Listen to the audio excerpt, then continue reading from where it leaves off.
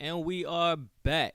I am William Strought II, aka Stro Styles, and this is another episode of the Stro Show. And we got something great tonight, man. I'm glad that I don't got to do this Cardi B review by myself. I feel like I've been talking Cardi B so damn much, and I'm glad I could bring somebody else on with me. We got a good array of topics tonight. We're gonna be talking a little bit of basketball, a little bit of business, some Joe Budden podcast drama, of course, and a few other things. And I swear, as I was pulling in, like, I'm pretty sure my neighbor's car was getting repoed, or if not, I'm just making up shit. But either way, we gonna get straight into it. I think if I know how to do it. Ooh. All right. And we are going. I think you got to unmute. I can't do it. But we got here today with me to talk this Cardi B review. We got Monet from Monet Got Something to Say. And how you feeling? What's up, y'all? I'm good. How you feeling, man? And I'm feeling pretty good. We got some new music. Finally got a new Cardi album. It's been Yes. like what we in Almost 2025? Been like 10, 7 years. 10 years, man. I'm glad we got some new music. We've been getting music here and there. We had Up, we got Money, we got WAP. We got WAP for sure. Yeah, But I'm we I'm needed glad some you new Cardi. mentioned I'm glad you mentioned money. That was one of the joints that's like I'm still I get it a while like I love that Bruno record she did a couple years ago, the Please Me joint. Oh, yeah. Yeah.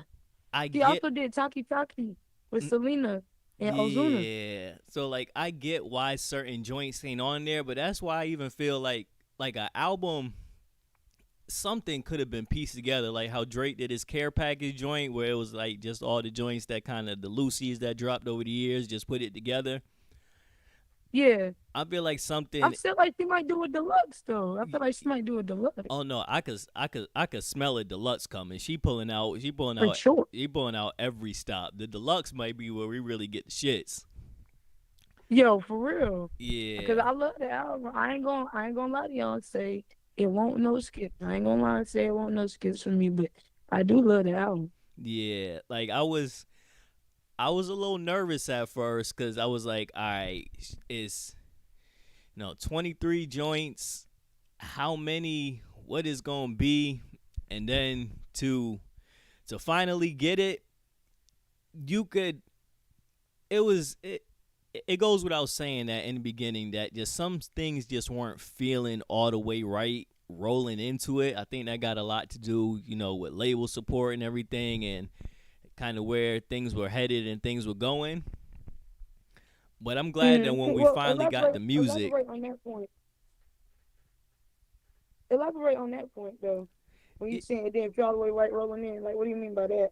like like when she came out with Up, but when she came out with WAP, and even like granted, she said then like no, the album was coming. She said that with both of those records, but those felt like big Cardi records moments. Like from Bodak That's fact. Yellow, it went. It, Yeah. it was on a big trajectory of like the music itself started just to feel big. These songs were feeling like big moments. Even if you go to like the Khaled record, that she did with Fact. 21, they Or felt she big. got another Khaled record too. She got Big Paper with Khaled. And she Mhm. really was spitting there. Yeah. So But it's like, do you remember that the hot shit she did with Kanye and Lil Durk? That one mhm. really didn't do what I thought it would with two features like that, two notable features like that. Yeah. So even even with that, it's like you had those. Wasn't French on that too? Or am I thinking of a different song that she had with French? Did she have? I think it might have I been don't think another Cardi had. joint. But even so, just rolling into this, it almost felt like as far as like the songs that came out were like forced to come out. Like we got outside because supposedly it had got leaked or the title got leaked or half of the record or something got leaked. Um, I guess Too. I imaginary thought she just did players. it because it was the summer. Hmm. I thought she did outside just because it was the summer. Yeah, well, like before it had like officially came out, like in the announcement Hmm. or anything, it had got leaked by somebody, and then she was like, "All right, I got to put this out," and you can even feel it from Oh, like the I cover remember. art. Like it didn't feel like even like the Cardi covers and the graphics and anything. She usually don't even put out like a cover that's just a title and that's it. Right. It's That's usually it. big production, big glam, and a big video with it. You But right. You right. with this time around, it felt like just certain things weren't completely in the Cardi superstar essence that we've gotten used to. I didn't really look at outside like that. Now, the rest of the album promotion, I think that first and foremost, we can be. I think that first and foremost, we can safely say no. I've seen no other artist promote this album the way she's done it, being very personable with the fan base and really back home for her. Like she's been in New York a lot, being personable with her fan base, and that I haven't seen any other artists do promo like the way she's doing it. I mean, she's collabing with people from New York, Chicklet, Chicklet and his wife, they do Instagram reels, and they're like they're a funny couple, and she has them doing DoorDash. She's collab with DoorDash, and DoorDash is delivering her album with drones. Walmart is delivering the album with drones. Ain't no other artists doing that. Nope. Cardi's the first. So I That's think the promo was very smart. yeah, like that was and it may have been just because we always know there's kind of like that back and forth contention with the Atlantic. It may even been a little bit on her side of like, all right, like you know what, I'm gonna do this myself. I know y'all don't even be y'all halfway trying to get me out the door. I got the pull I could pull. I ain't gonna throw all my big aces out there in the beginning because y'all ain't doing too much for me. But I know that I could touch the people, and that is what I appreciated that she's done that nobody's done in a long time. Is like she really put ass to the grass. She put boots to the ground and was like, all right, I'm gonna get out there, and even if it was just for 5 minutes of like just to shoot this Instagram promo real quick, like of her in the middle of the street or her out there with the Right. incense and everything, it's still something that you don't. And I guess maybe rightfully so in certain respects, but we still want that of a Beyonce, or we still want that from Drake of like seeing them in fucking Best Buy and CD stores and everything, like touching the people. You don't see that no more. Right.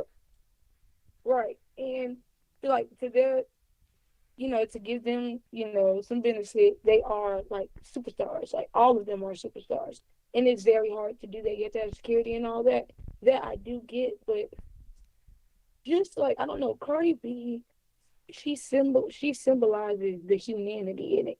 Be in the celebrity world or whatever.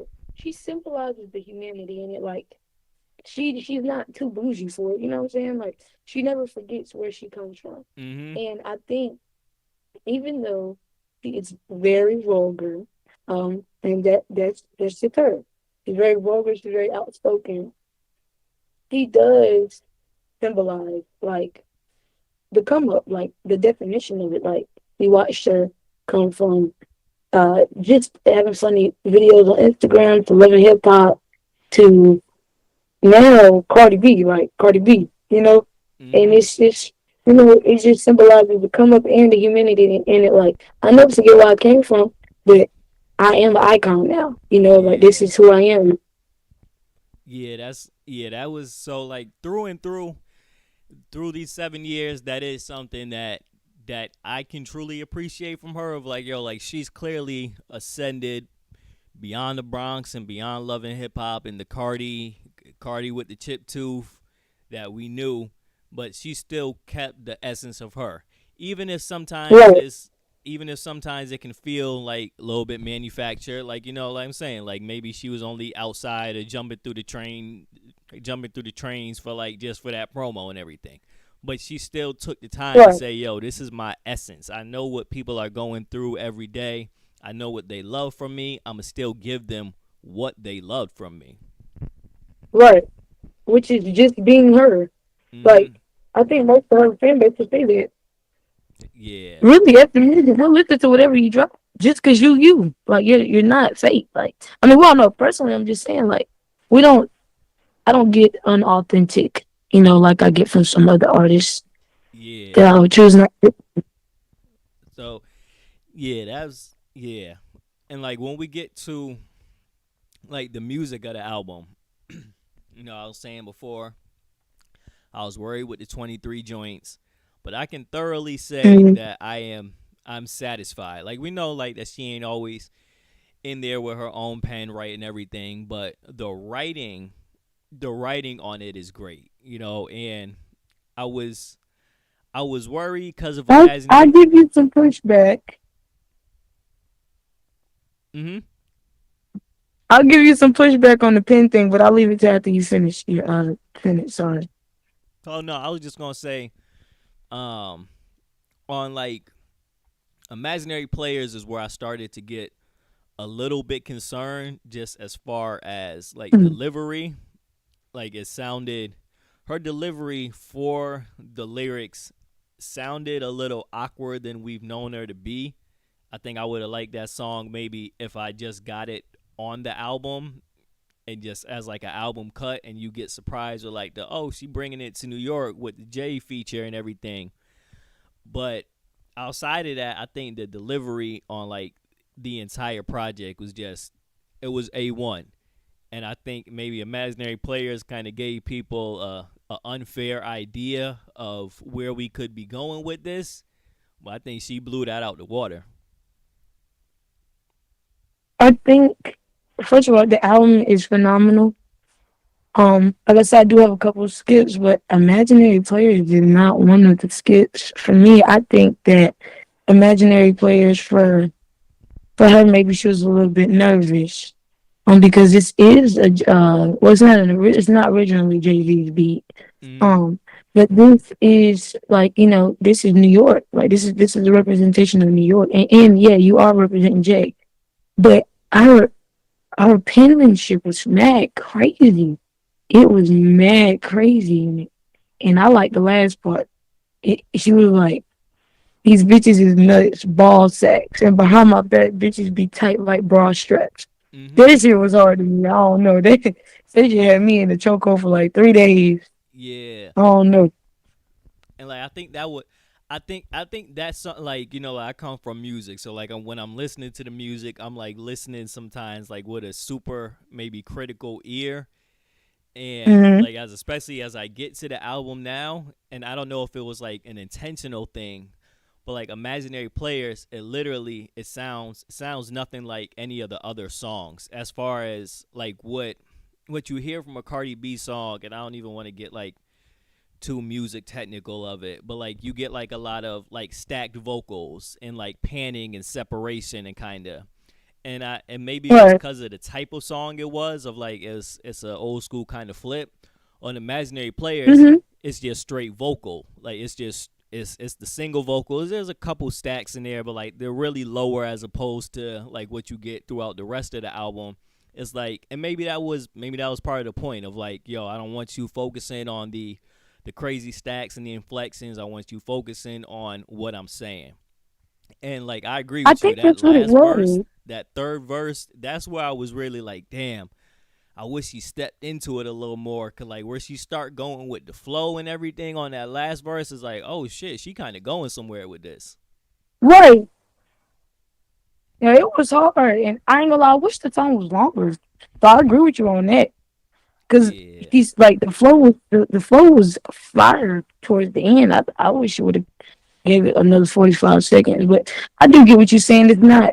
It's not her usual, but I think that was the point. And I've watched a few of her. I haven't watched like the whole interviews, but I have watched some reels. And like I think that was the point of the album, to kind of give you a little bit of this and that, like, cause I think she wants to show like I'm this, that, and the third. Like I'm not just Bodak Yellow Cardi B, or I'm not just I like that Cardi B. Like I have different types of avenues I want to tap into. Mhm. Yeah, that's And what. do you remember Pick Up Your Phone? That song from Invasion of Privacy. who- Was that a Cardi One thing solo or was someone on that? it was a solo she was singing. It was like she was trying to tap into like the pop and the singing. Like I Yeah, always I was listening to Invasion of Privacy last week. That's why I was just trying to remember which joint it was. just went through your phone. I went through your phone last night. She was shot. She was doing some singing in it, and so I always see like, okay, Cardi tries to just do. She tries to do different things. Like that's what she like to do. It's music. Like it's just music.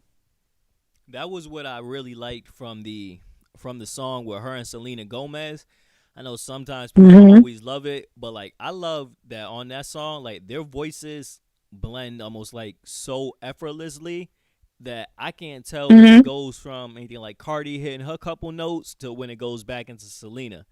I think that that was a great use in which we also don't get too much these days of like people blending their voices and blending their vocals. It's a lot of mailed in and shipped in shit and like, all right, it's your part, it's my part, that's it. Don't touch my part, I won't touch your Right. part, that's it. But they had such a great marriage of the vocals blending together that if you don't add in the feature credit on that part, there's a chance you could think that that was just a Cardi record at certain points.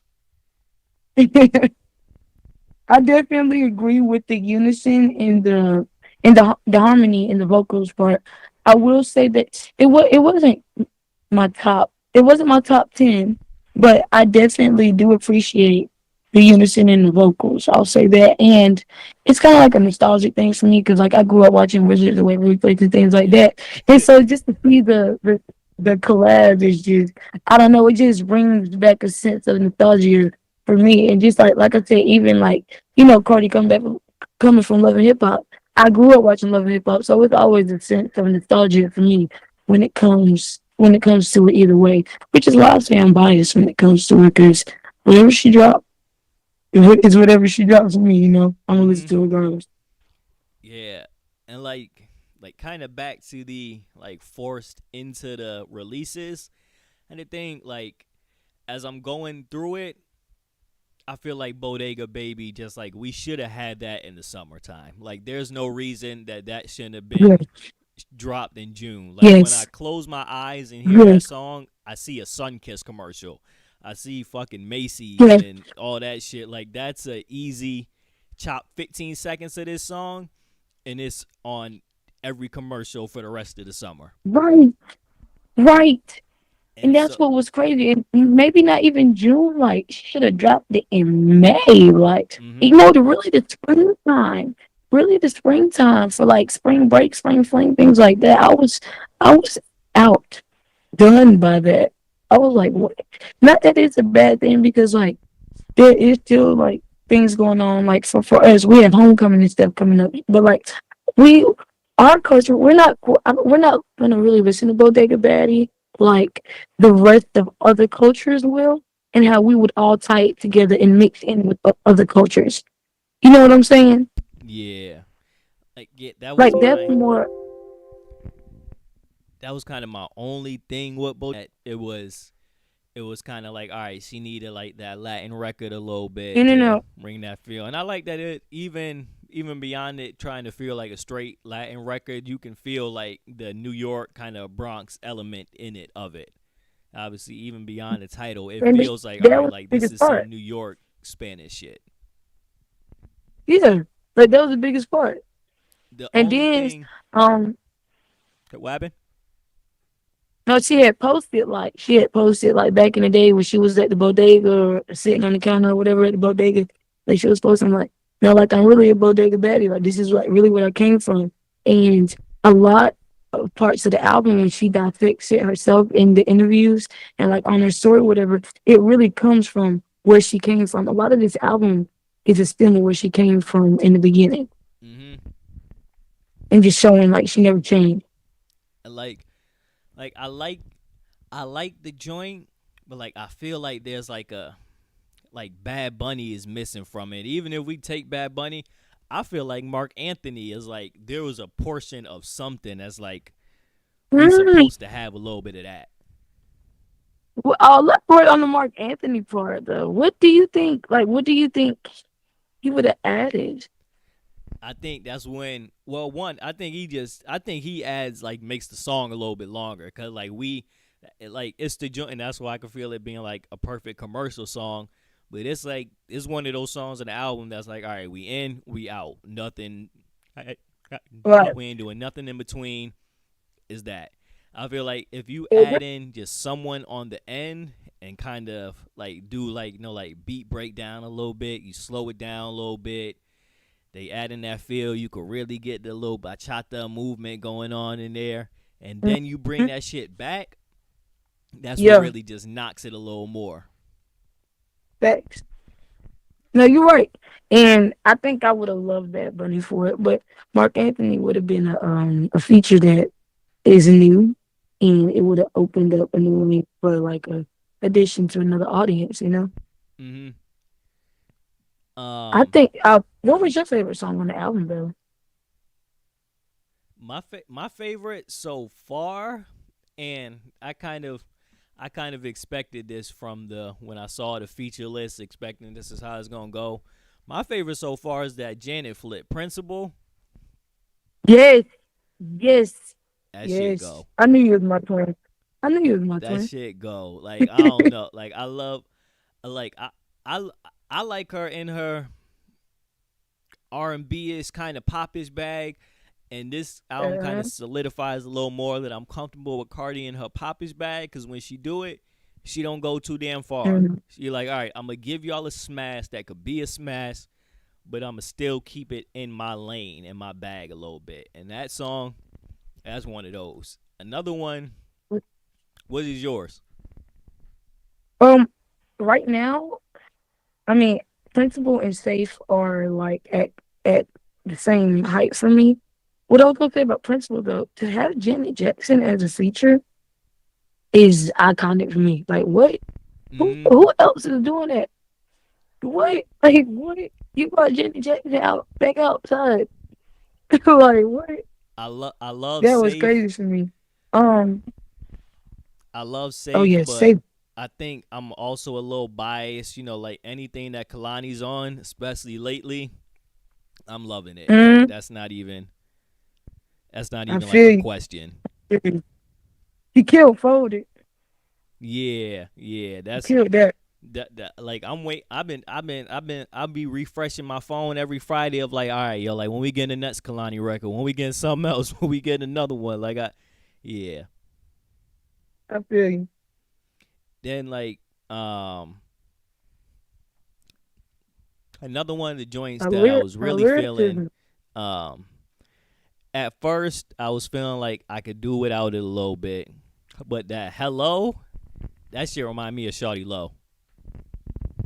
No cap. And I think that's what it was supposed to give that. I think it was supposed to give that.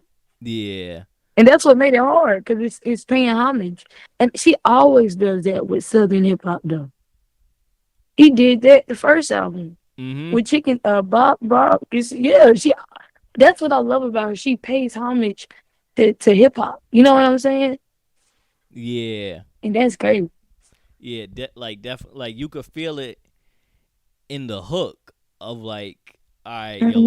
like you know what she was tapping into a little bit. Like you know what she was doing with that. For So I, sure. It th- almost makes me bop my head a little bit.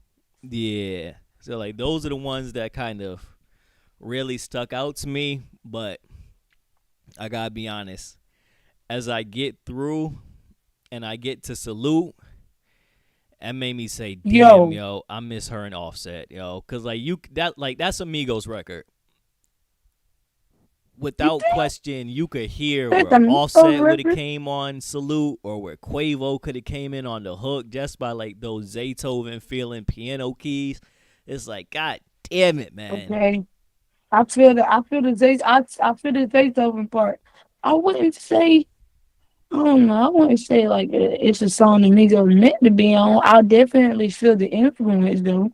Like Mm-hmm. I definitely feel the influence coming from them, but I don't know. I think she did it better by herself. On that, oh no, on that one, she straight floated on that. That might be my favorite song as far as like her flow on the album. Like, all right, she just straight skated on that. It was no question. And what Speaking I of the also Migos and the influence though, have you been hearing the ad libs? yeah, that's Yeah, what I was kind of yeah. saying. Like when it's a big Cardi record, there's everything in it. There's the ad libs, there's the stacks, there's everything. And she killing them ad libs. Like, Yeah. And like I don't know, while we're kind of at Offset, that is what I mm-hmm, appreciated is that the kind of Offset shots, the Offset lines, it felt mm-hmm. tasteful. It didn't feel like Yeah. it didn't feel like she went crazy like she could have. Like she kept it in a place you knew there was gonna be some mention of it, but she didn't just go straight ballistic. Yeah, she just said my baby father acting like my baby mommy. That's all. Yeah, yup, she did. But That's all. like But there was speaking of no that, like, oh my ex got a little dick type lines and everything. There was none of that. That was just like, all right, why are we doing this? but man, speaking of that, man of your word, that kind of sad when and she has the guy doing R&B on it. I forget his name. Yeah, it Let don't me have the go back. credit yet. I didn't even get to look it up. It's on Apple Music. Let me give him his credit. It's on Apple Music. Hold on, I got you. Um, Oh, man of my word, man of your word. I could have did with some yeah. drums on there. I get why it didn't, but like, yeah, that was another one of those. Like when she said anything, no, uh, Douglas Ford. anything, no, like since I had a ring, I never wanted a ring cam. Mm. That was like that, and Thanks. then Because she why went do I in have to that watch whole everything you ring do? kind of ring rhyme scheme. That first ring, Mm-hmm. if you're not really paying attention, that shit go over your head. But I like that vulnerability and that of like, oh nah, like she talking about like, yo, I was out here doing my thing too, so I ain't even need to catch you on the ring cam. I had a ring too. Dude, I took it as like ring as in like I wanted a marriage, but I never wanted to like as a ring cam, like I never wanted to have to monitor everything you do like a child. Like why do Mm-hmm. I have to monitor your you know what I'm saying? Like that's how I took it. Cause like I've been on both ends of the spectrum. I've been a cheater and I've been cheated on, so I definitely get it. So I can see it Yeah, on both sides, which is true. and yeah, like I like the I like the duality that we get on the album. You know, you get sequencing maybe could have been different in certain places, but we still get the kind of a complete story Fact. of like we come in heartbreak and we end with new love, and you know it kind of goes in and Right. out, but I like the completion of that. Like what I loved about Lotto's last album is like, I mean, maybe because I'm more of like a R&B kind of type dude really, but like I love Mm-hmm. the like the vulnerability on Lotto's last album, like talking about being in love and then you know, but With the maybe I'm Mariah not joint, too open to certain things, or even yeah, you talking about that song with with Mariah on it? yeah, but even the like the song like with Tizo Touchdown and everything, Prize Possession that she had and everything. Okay. Okay.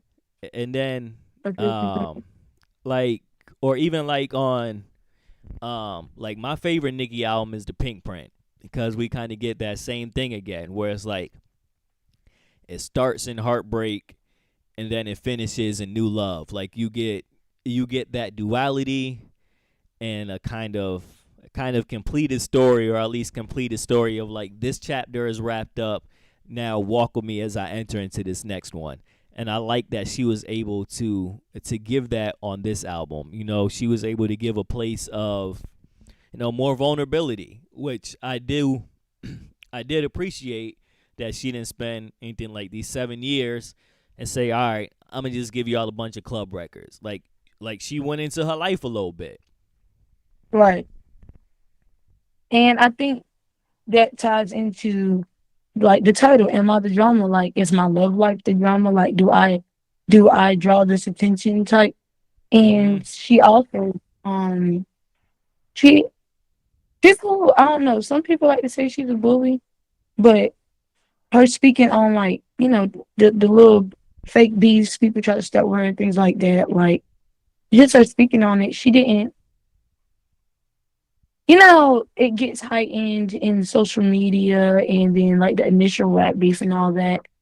She waited and she knew like, all right, you gonna hear me whenever I feel like you hear me. It's like, Yep. it's whatever. And she spoke Yeah. on everything at one time.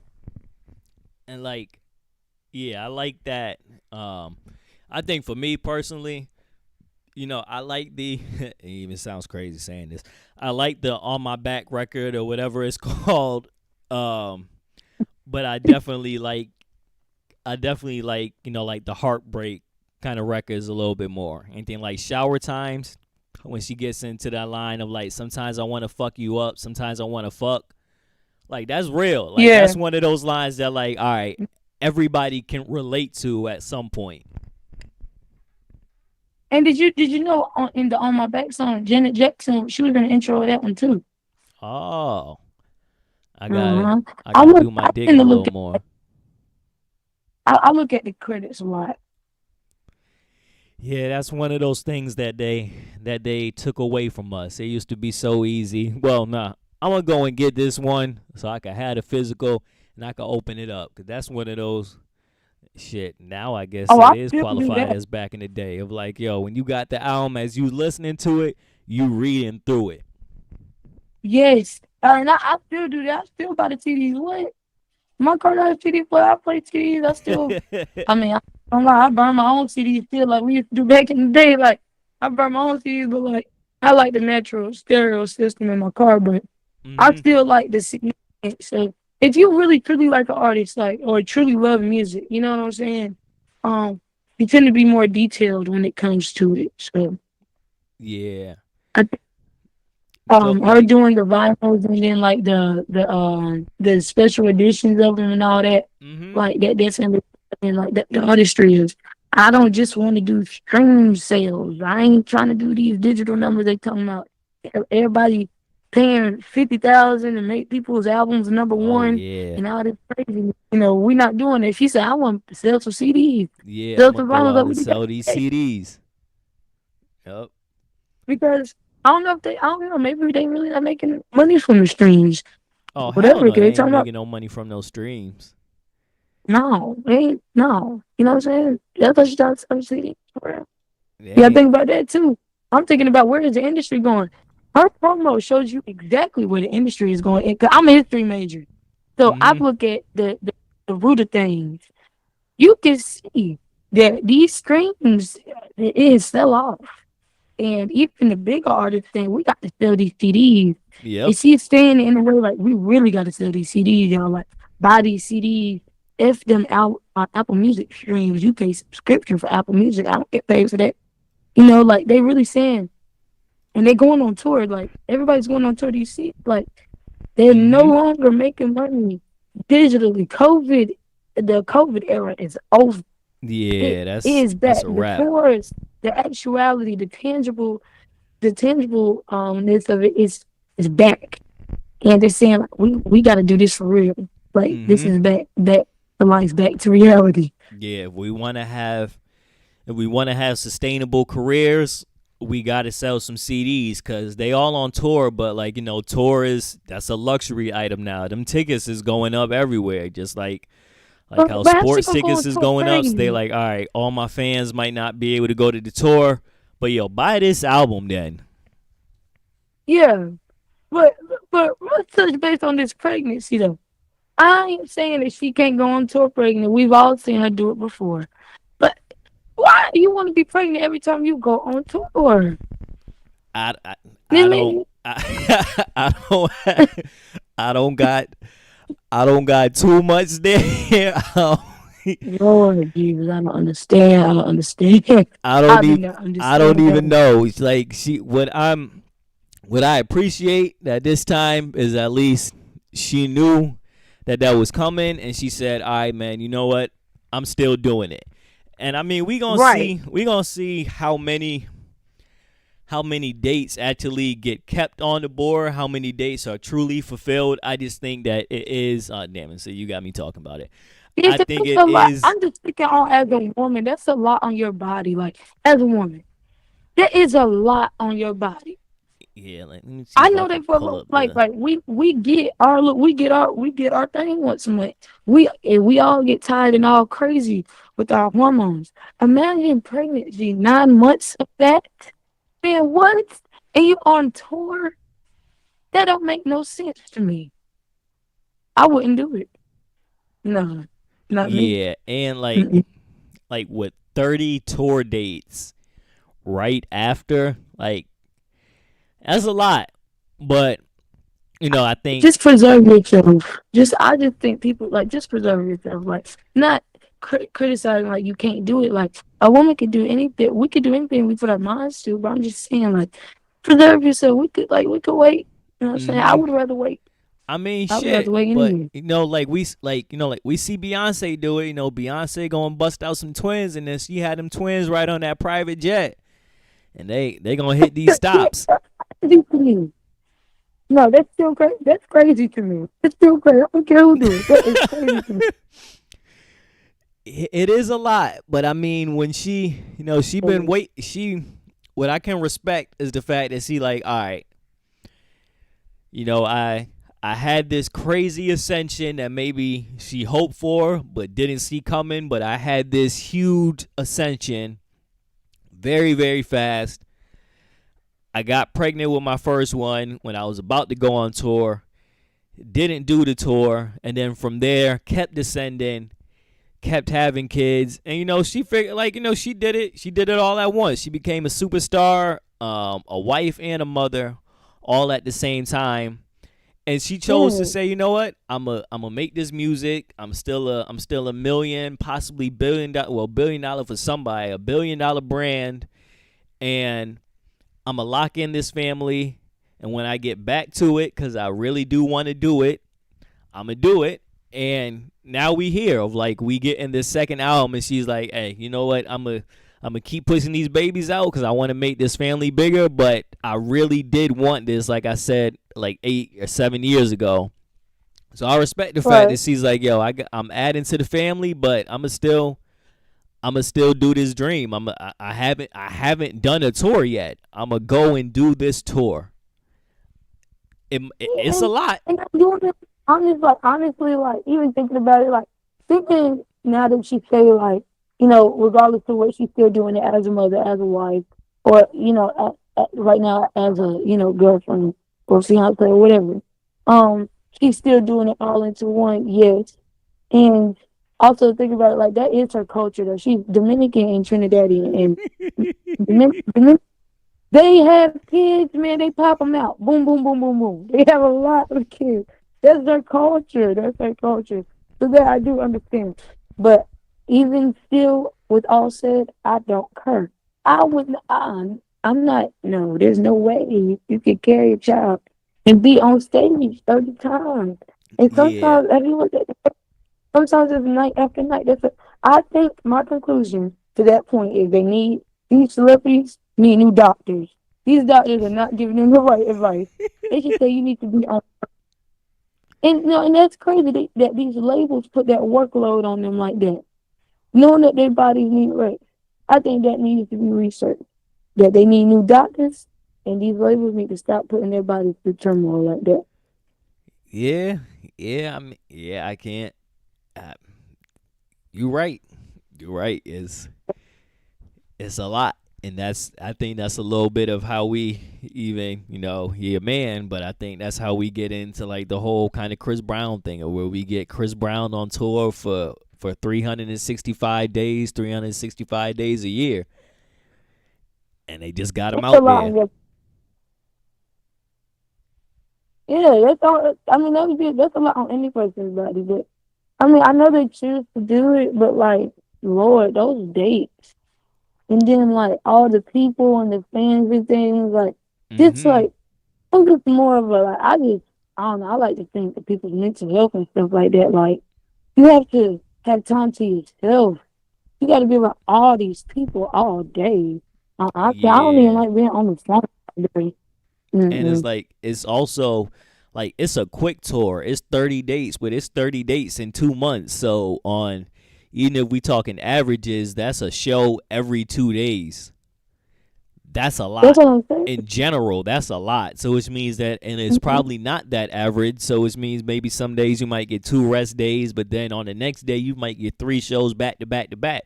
And it's not like they all Right. down the street from each other. You traveling. Yeah, you on the 223 schedule across the country. Yeah, it's a lot. Nonetheless, I will be there when she come to Hartford. Ain't no question about She's that. coming to Raleigh and Charlotte, I'm a be in so there. I'm gonna go to one.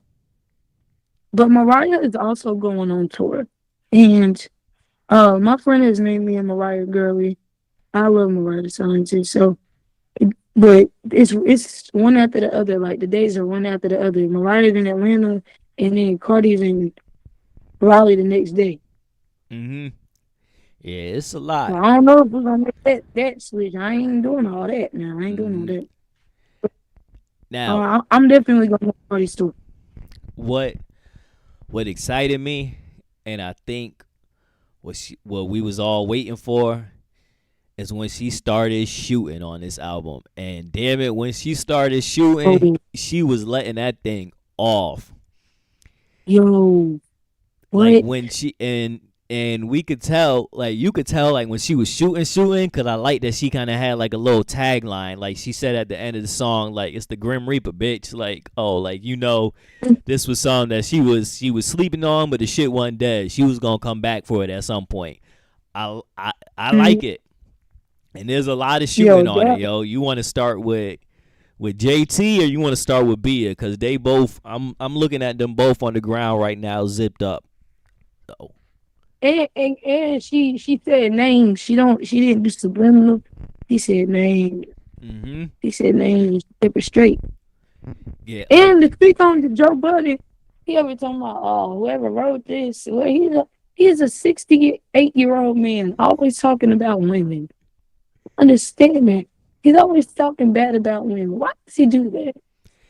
yeah, I love I love the Joe Budden podcast.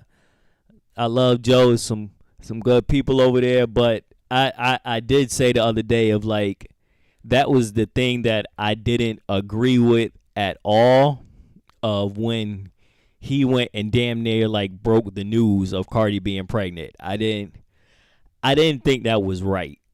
And obviously, like we know, like he wasn't like just speculating, like he got it from somebody on good information. But still, I don't think that was his place to come out and say, hey, yo, Cardi's definitely pregnant. I don't think that was right. Yeah, no, they like we're not doing that. Yeah, but I Well, like and not the even just like that. Like, well, he did say that she didn't write her stuff or whatever, and then like she posted, she definitely wrote it, or like she definitely spit, like she had recorded herself like spitting the bars or whatever last year, and then I was looking at the shade room when I was doing my notes, and the fans had put together the day that City Cinderella had came out, JT's album is the day that Cardi had their recording on her phone or whatever. hmm like yeah, yo, But I like thought there they had was talked that. Though. I thought they talked. well, who? Cardi and JT. I thought they I talked it thought out. so too, but, but I swear What they the did. That's why that one kind of heck? surprised me a little bit. Cardi said whoop de doo. Cardi said whoop de doo. Yo, Whoop de doo. because I like everybody got zipped up. JT got violated. There's a difference. And then Nicki got violated too though. Like She referenced Nicki's flow. What song was that on? Let me go back to it. shit, Let's cause try to see it. like she started talking about like JT putting dildos in a nigga ass. It's like, all right. It started talking about like your mama ain't want you. You Brenda's had a baby ass. Like, all right, Cardi. We see where you going with. We see where you going with this. Now we see that What else? Oh, she said they were sharing purses. They were sharing bags too. Sharing bags with What your nigga. pick, please? Or killing? I think it was killing you. She referenced Nicki Flow. Oh yeah, I know what you're talking about. Yeah, Man, that was I was crazy. only wrong of like I was like, all right, there's gonna be somebody that get a direct headshot on this. We get the kind of Nikki subs in there, but I thought this was Mm-hmm. gonna be the time that like, all right, yo, she going into Am I the Drama, and the drama that we gonna get on the project is she gonna really spark up this Nikki joint? Because if you really come at Nikki's head, those Nikki don't play anything. Like Nikki gonna be loaded and ready to go. Like you gonna get a Yeah, Nikki diss. I was surprised that it yeah. was a Bia diss. But I'm never impressed by Nicki. This is like, what, what is it? No flaws, no fraud was terrible. That was terrible. Yeah, that was a Remy lot of killed Nicki with Sheeper. calling the big homies. I'm gonna do the first verse, and then that was a weird one. That was a The weird one. song That was a weird is one. just terrible. But like with Pretty and Pretty Petty and was Petty, hard too, though. Oh, see, great minds think alike. Pretty and Petty was out shit out. He said I'm pretty and I'm petty as fuck. Yeah, And she, she took out the Drake, she took out the Drake and Kendrick Lamar bag in that one. I'm gonna stick to saying it was the Drake bag because Kendrick got it from Drake. But yo, I'm a diss you. I'm gonna light you up on a song that you gonna have to hear in the club, like say straight that up. last part one more time. Anything like with Pretty and Petty when she came at Bia. Oh yeah, Like I'm a and she light you did up on that. a record that you gonna have to hear outside. But the fact that she mimicked Nicki's flow, it took me back to when Future he mimicked Drake's flow on "We Still Don't Trust You" on the album. Oh yeah, yup. He mimicked Drake's flow, and so I had referenced that. I'm like, okay, I like that though. Yeah. It was 'Cause cold. that's really straightforward. Like that's really straightforward. Like I'm finna do you on my Yeah, stuff. I'm yup. finna do you better than Yup. you. That's some old school shit. That's some New York shit. Yeah. And for the one that was really really stuck out and where I'm waiting to see, and that's why I think that we gonna get a deluxe is every time. Every time, like where she coming at Sweetie.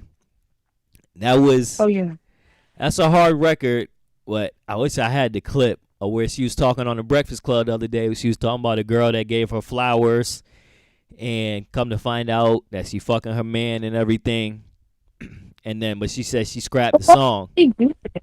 That's nasty. Like why would you do that? I don't, I don't know, and I think that the only reason that we get that song being scrapped for now is just out of respect, out of the legacy for Migos, which is the respect for Takeoff.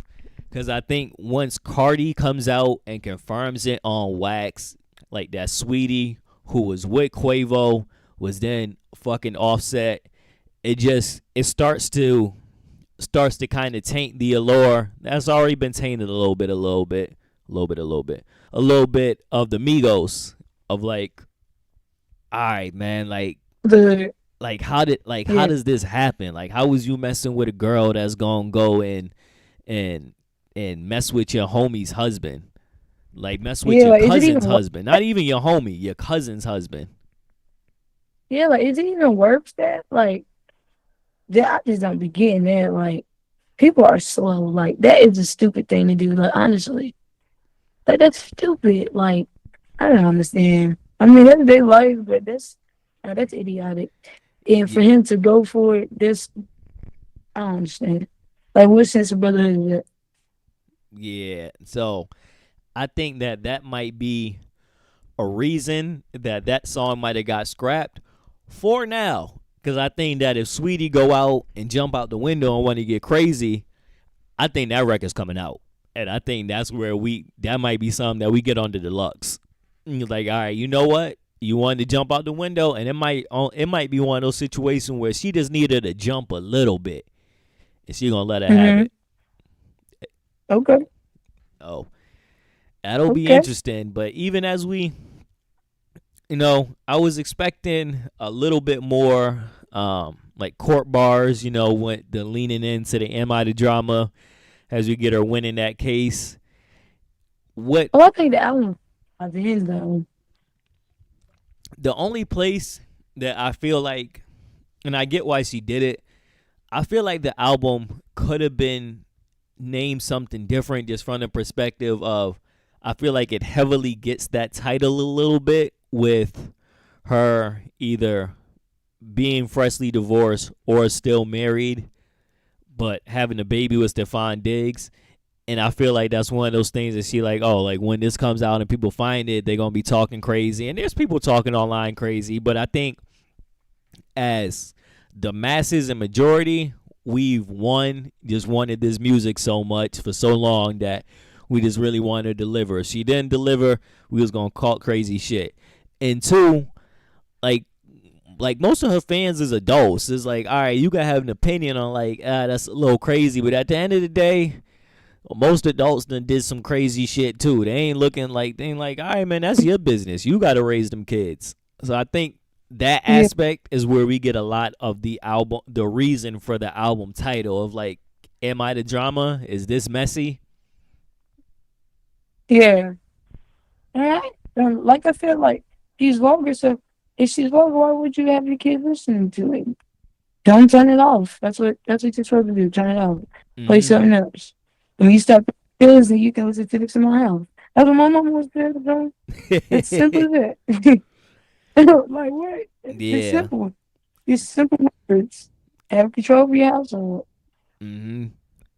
But Not hard. I definitely think overall was a great album. Definitely gonna take some more time to see if it eclipses Invasion of Privacy, but nonetheless, she didn't disappoint.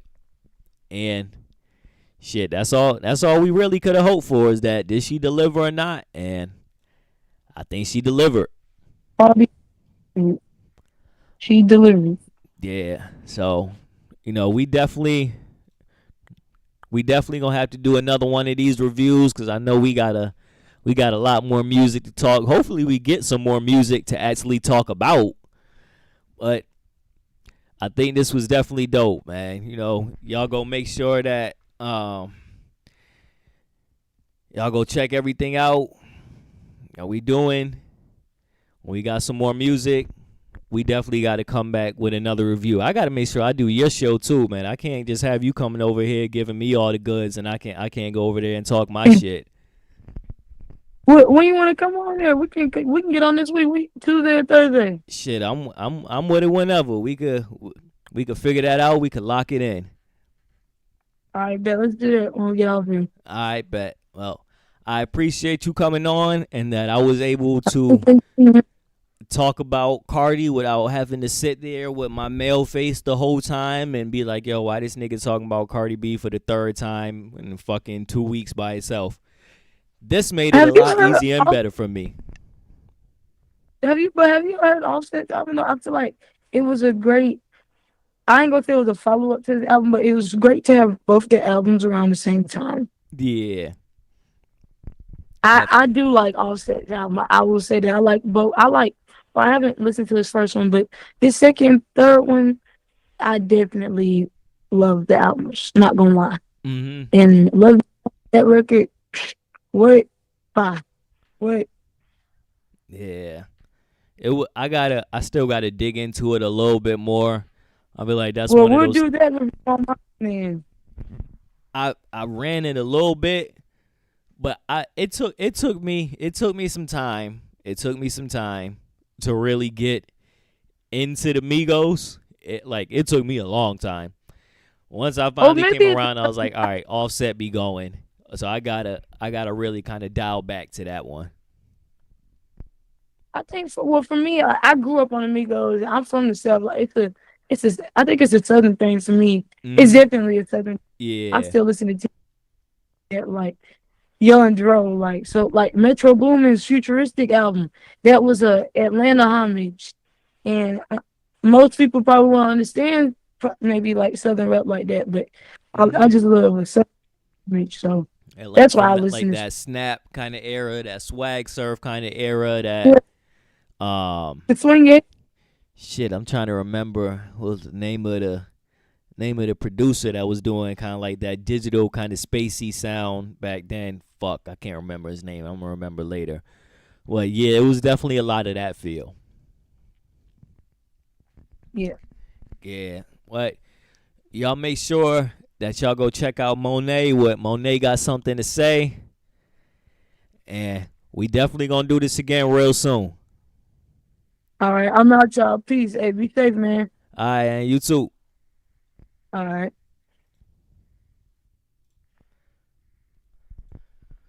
Woo. Cardi B. Cardi B delivered.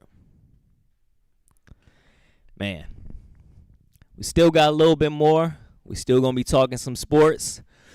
Before we talk some sports, I gotta talk a little bit of pod drama, man. If like I said, I'm a fan of the Joe Budden podcast. That's my joint. We've been kind of watching this developing story. I'm just doing a lot at once. Ski here. All right, let's make sure that's going. Been watching this developing story about where's Melissa Ford? Is she coming back? Is this a dub? And I don't know, but I do know that has officially, pretty sure, and even if it ain't, today is gonna been a month since we got Melissa Ford on the podcast. But it's not just been a month now. It's now been a month, and we getting Mel with a whole new. We getting no Mel and a new host, a new female host. It's like where we going with this? And it's starting to kind of give those feels of when Rory and Mal was gone. When there was the vagueness in the beginning, and it was like nothing much was too much maybe being said, but you knew that kind of something was going on. But there was that vagueness. But what happened was, as soon as they was gone, maybe like 2-3 episodes in, that's when we got Ice and Ish. And it's a little bit of what you're getting now. When you start to bring in someone new, when someone old is gone, you now kind of makes it easier to forget. And even if you don't forget, you still remember, makes it easier to get adjusted to something new.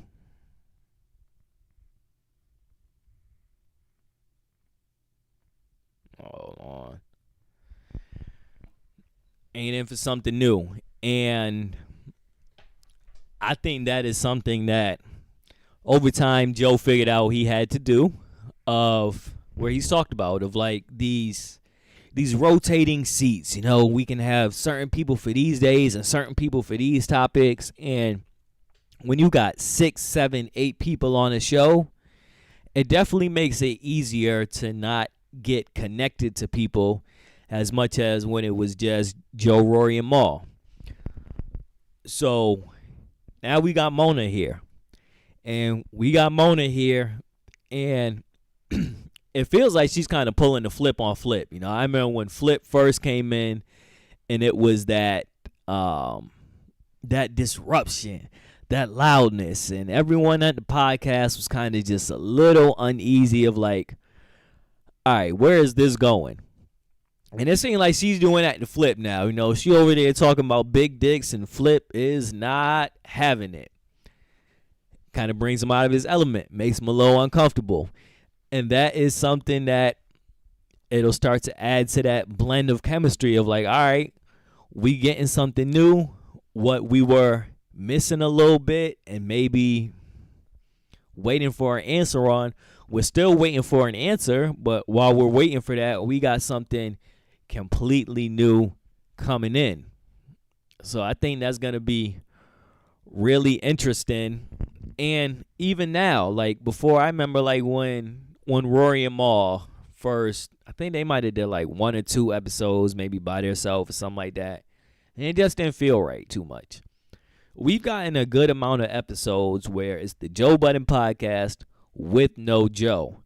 And at first it was a little awkward, but they found their groove together. And I think that's what he has wanted, as he said, and figured out of like, all right, I am the main draw, but even when the main draw isn't there, this ticket's still going to sell. And it's looking like it's going to sell without Mel. You know, she got the announcement that she's going to be going on tour with Tonight's Conversation in December.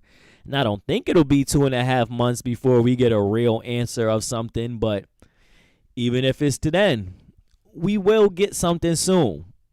But I think whether it's strategic on Joe's part or strategic on her part, the value that she had when she was first kind of missing in action and everybody was wondering where she's at,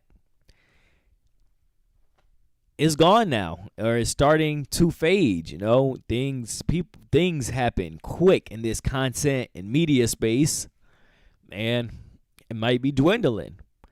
Now, I can personally say that I did like Mel on the show. I thought she added something different. She added a woman's perspective, but it's a little difficult no matter who you are, no matter how strong of a woman character and architect you are.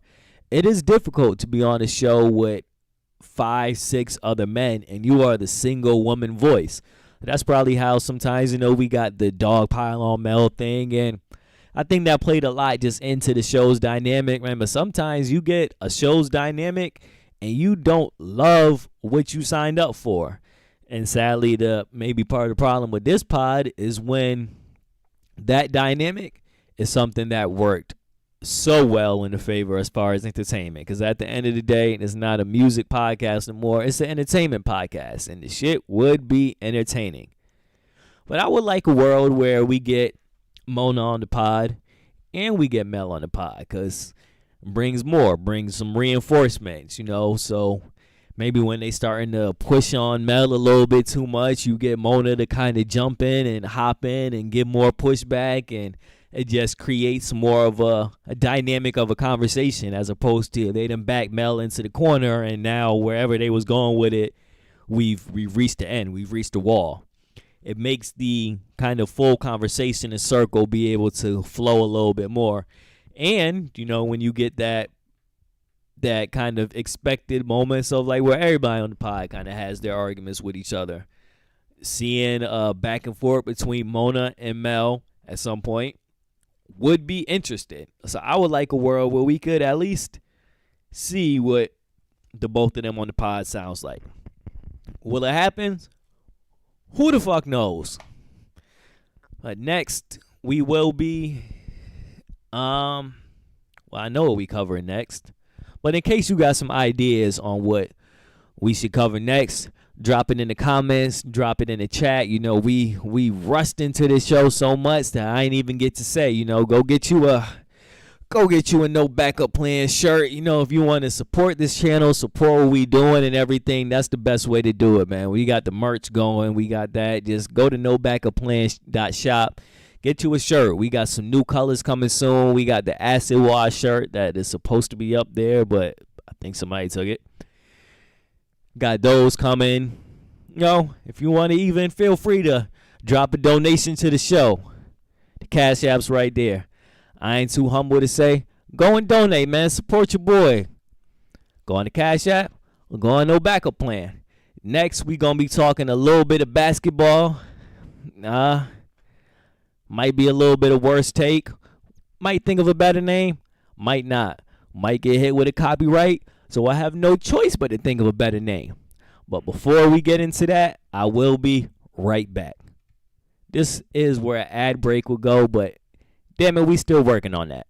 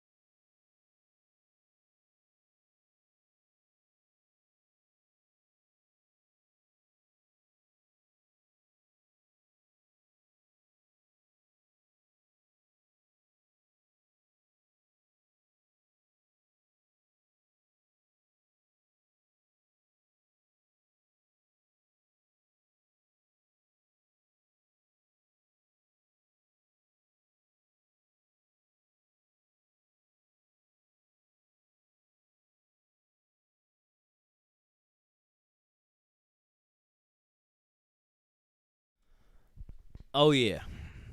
I'm a music guy, always been a music guy. I'm also a nigga. So I love basketball. But I do got my limited knowledge in this space. So I figure why not bring someone else on? That's pretty damn good when it comes to basketball and from an analytical perspective, and really just gives me a chance to maybe I can say, all right, man, I've been doing a lot of talking. I can kick back a little bit. So I'm bringing now on to here. We got D'Antonio in the building, man. How you feeling? Hey man, what's going on, man? I'm doing all right. How you? And I'm doing all right, doing pretty good, yo. Just like you told me a little while ago, you might have to step up closer to the. You seem pretty damn close to the mic already, to the camera. I don't know how much closer you could go, so I'm gonna just turn you up on my end. And you know what? Just like Abracadabra. oh, I'm like, where'd he go? He disappeared like magic. Yo, you know what? Cause we real, personal. Just like you done told me before of yo, you be on there too much with your white boy voice, yo. I'm gonna need that. I don't need whacked out Antonio, but I need that D'Antonio energy. Yeah, I say big D'Antonio energy. Yeah, yeah. I'm here. I'm here with it. I'm here. You shoot. So you know what? We not we not in the season yet, but we loading up and we getting there. So we Training camp gotta coming soon. we gotta just start it with talking about one of our legends that we will be losing soon. It will be coming to that time. Marcus Smart, man, how much time you think he got left in the knobs? LeBron, when do you think that time is coming of, he wrapping it up? I think this is the season where he wraps it up. It's poetic. Chosen one, number 23 in his 23rd year. He already got the record for scoring. He's going to be in like statistically dominant his whole career. So being a year 23 and finishing on that year, that being your jersey number for every outside of like Miami, Team USA, and the Lakers, this has been your number 23. You said you were self proclaimed the chosen one, and you made it to that point where it's like, all right, you're in the GOAT debate, so you are chosen to be the one to do everything, set the records. You took Kareem record, and like I said, you've been statistically dominant in a lot of categories. So year 23 for number 23, I think it's all right. Yeah, I could definitely see it. I think it's one of those things where like the nigga that been playing for so long is one of those things that's like, all right, yo, like don't go, bro. But it's like, yo, he ain't fucking Wolverine. He not gonna be doing this till he's 90. It's gonna be a time where it gotta end. Do you think we get the announcement before the season starts, or do you think we get it somewhere in the season? I think we get it before the season starts. If whenever he announces it, it's going to be before the season, and it'll be through his immediate company. What you call it? With his, you know what I'm saying? He has one of those, so he LeBron is LeBron. Like he wants that attention. Yeah, he's he a wants it. show. He He a big needs it. ticket. Yeah, and I was about to say, and this is going to like he's going to announce it because I feel like that's going to be part of his pitch for a Vegas team, like to Hmm. the commissioners, because you got to get it approved by all the owners. Adam Silver got to be the mediator for it, and they're going to want that attention to the league. It's going to bring in more revenue, profit sharing, so it's going to be crazy through the roof for sure. If he doesn't announce it this year or anytime this year, and somehow like the basketball gods bless y'all, like with all their might and strength, and Magic Johnson pulls some strings, and y'all make it to the finals and win the finals some amazing way. How do you think that there's a world where he says, "All right, yo, I'm gonna just pull a Ray Lewis and just I'm gonna just chop it. I'm gonna announce it now. It's a wrap." I think that there's a he can't do that. Um, there's been a public push for Luka being the face of the Lakers, And there's never been any team that LeBron has been a part of where he wasn't the focal point or the face of it. So I can see him doing that to steal the light from Luca. Outside of Game Three, Anthony Davis was the leading person for the Finals MVP in the bubble. So I could see LeBron trying to do something to try to steal that light for one last time. Mm-hmm. Um. All right, this is a little more on just your Lakers side. If he stays with the Lakers, does he get one more ring? I believe he could get one more ring. Um, Management has been operating with a level of urgency, which wasn't there outside of the original forming of LeBron and Anthony Davis pairing. Well, at least with some level of competence, because when LeBron first got there, they said playmakers and ball handlers what they need to surround LeBron with, which obviously wasn't the case. So, but I could see them making a final push to try to get him a ring to try to correct the wrongs of what they did with Kobe, because Kobe was asking for certain things that came out eventually that the Lakers front office wasn't willing to meet. Granted, it was a different one, but the ownership was still the same. Mm-hmm. And some of the people that was around are still around now. Yeah. So Oh yeah. We Genie, got. I'm about to say Rob Palenka was Kobe agent at the time. He was trying to make a push for certain things, and now he's in the general manager role. So he's on the other side of it now, where he has to put together the play. Mm-hmm. And I think, like I said, trying to right the wrongs of what they messed up on before. So I could see it, them making a push, but also that Laker tax is something that is very real. So can Rob get above that? That's your part. Yeah, I'm saying that's your role of being a general manager. Get above that tax. Yeah, we see. Or get around that tax, like like they got Kawhi and them doing and shit. But we'll get there. We'll I don't mean like that. I'm talking about with other general managers, we'll not get the there. cap circumvention. If Yeah. if Bron does leave, does Bronny go with him? Oh yeah. Wherever if if it's via trade, then yes. If not, then no. Because I don't see Braun staying long enough to be like, all right, cool. I'm gonna let Bronny finish out his contract. Because remember, he got the 4-year contract Oh fully shit. guaranteed. So Yeah. I see a world where Brian, like, I'm not trying to wait that long. And if I'm going to wait for that, I got to wait for Bryce. I don't see Brian wanting to do that at that point. He spent Yeah. more time in the league than outside the league. Like, he got 23 years in, he's 41.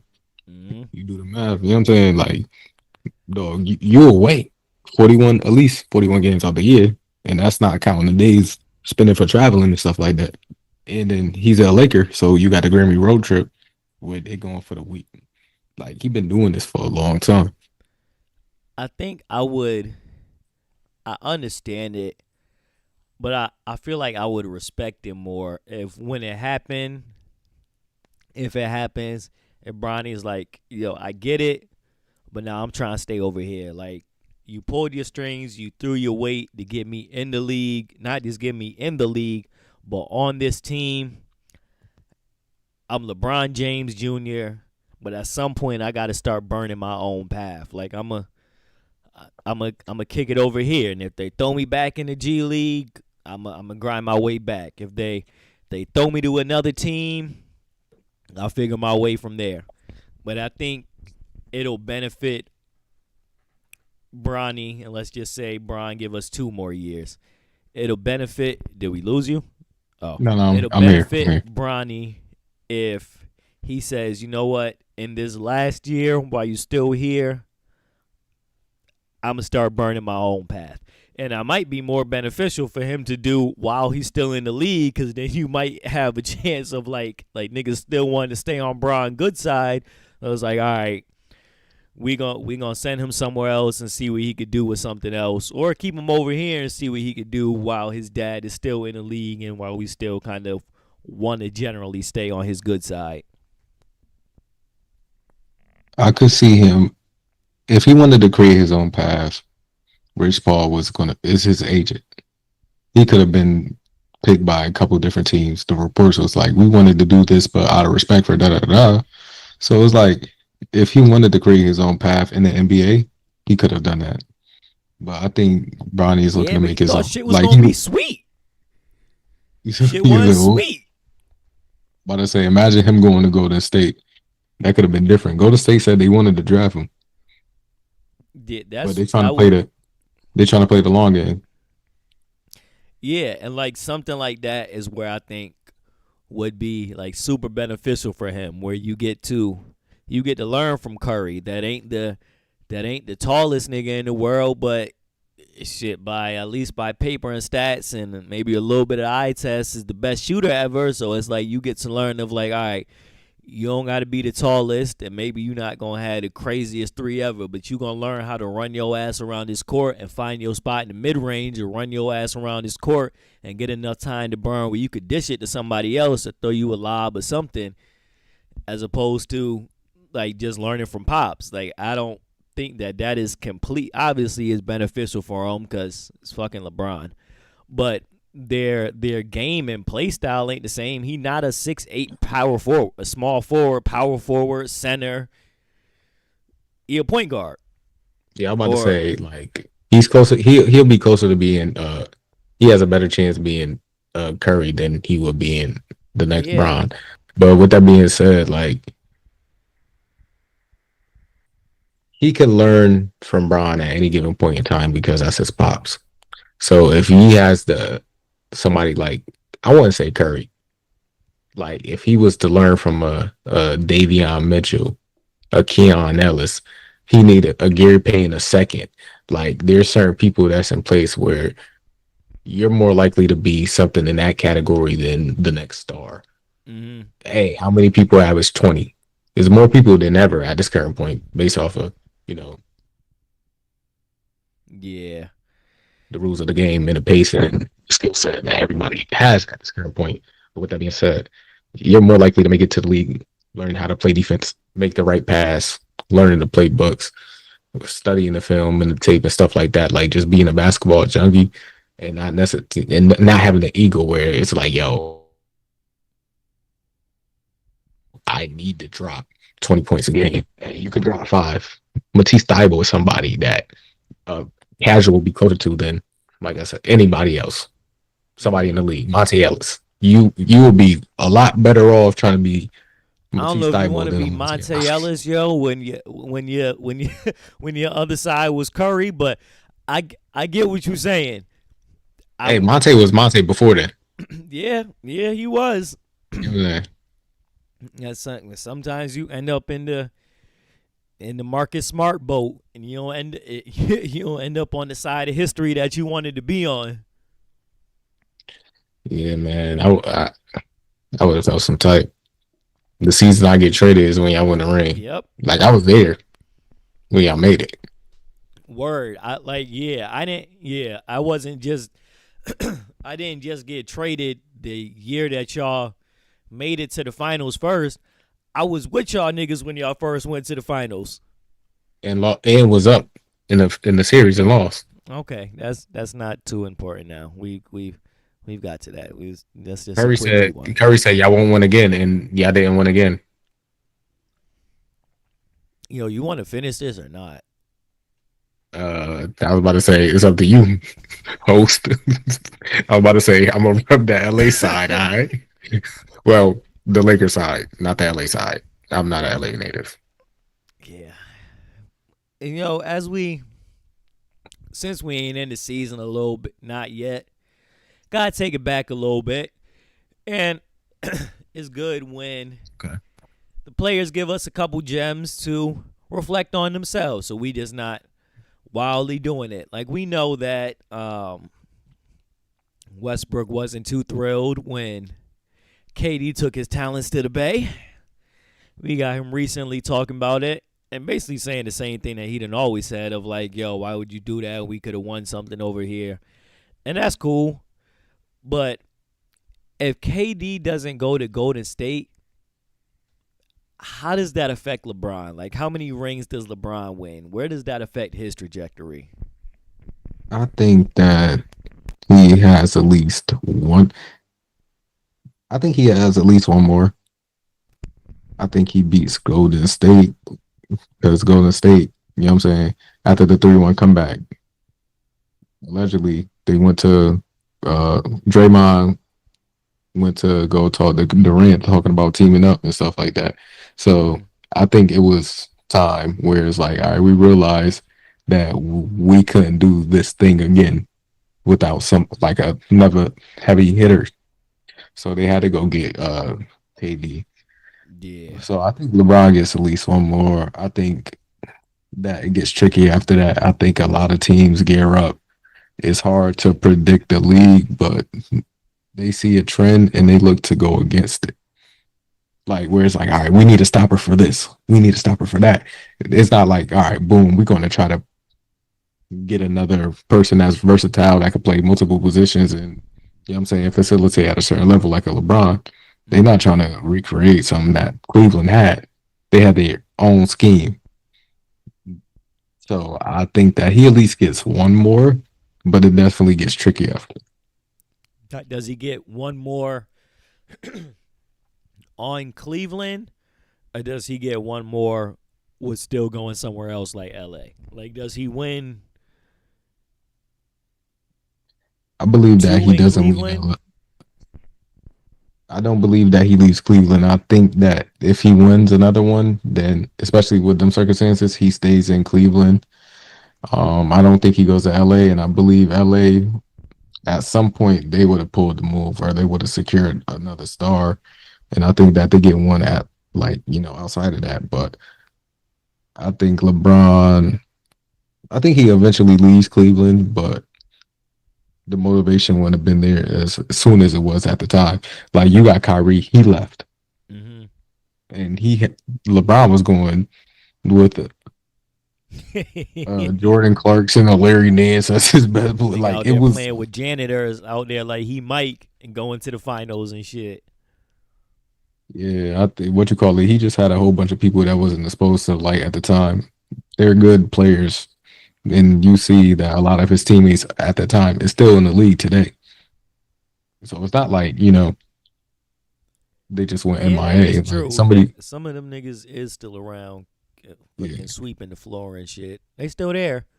But Hey, some of them was baby Lakers. All right, baby Lakers was important to the Lakers though. whatever. So then if Kawhi stays in Toronto and doesn't start mobbing down on teams and getting this mafia money, how different is the league then? Um, if he stays in Toronto, I don't think we know the name Uncle Dennis. So salute that he went to LA.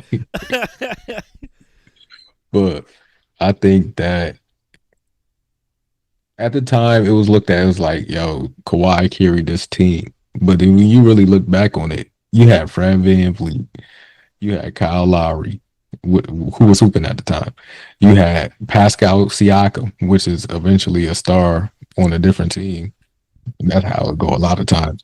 But it was a lot of talent on that team. You had Marc Gasol. Like you had a bunch of different pieces on that team. So I think that they will be able to retool and revamp. And I think Paul George was looking to go anywhere that Kawhi went because there was rumors that there was a deal in place for Paul George to go there. And I think that changes the entire league entirely because you got, like I said, Paul George going to Toronto. SGA is still a Clipper. Yeah. So it, I it think kind of that, shakes up this parity that we've now found ourselves in with the league. yeah, I think that parity was something that, well, it is something that Adam Silver was looking for, and he got what he was looking for. But the thing is, basketball been a thing of dynasties. Who saved the league? Magic Johnson and Larry Bird. They was basically running it for the decade where they was the only ones in the finals. Then you have Mike, another dynasty. He get his three-peat off, and then he retires. He come back, another three-peat. Guess what? In between those three-peats, what did you have? Houston. They went back to back.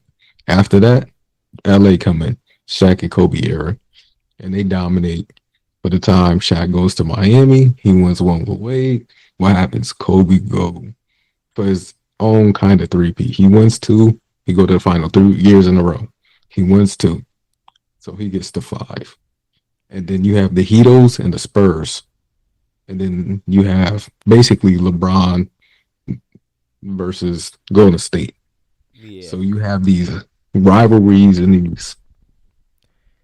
How does You know what I'm saying? that You have these rivalries. Yeah, how does that even happen like to begin with? Cuz clearly there's some form of, I don't know if it's a science or just something to it, of where you had like a, well, we just damn near named almost a 30-year stretch of where you had teams that were getting either back to backs or in and out.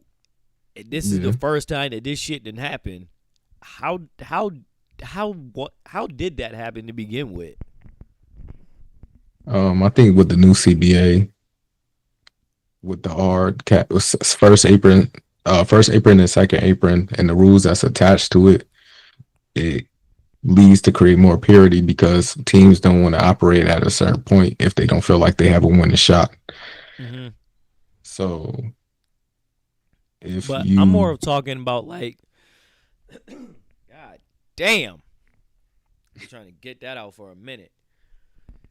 How you get a, I understand it comes with greatness, and maybe we may have good, amazing players, but we don't have.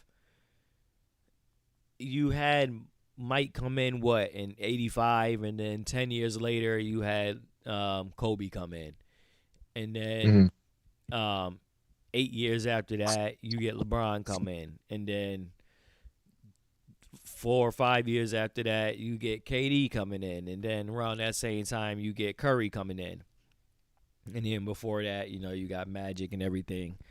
So you had a close time span of like all time Hall of Fame great players, not to mention Shaq and everything. Do you think that we get the parity now a little bit more and not those consistent three-peat, back-to-back, two-peats and everything, because that level of greatness just ain't coming out no more like it did in consistency? I think that there's a lot of talent in the league. I think that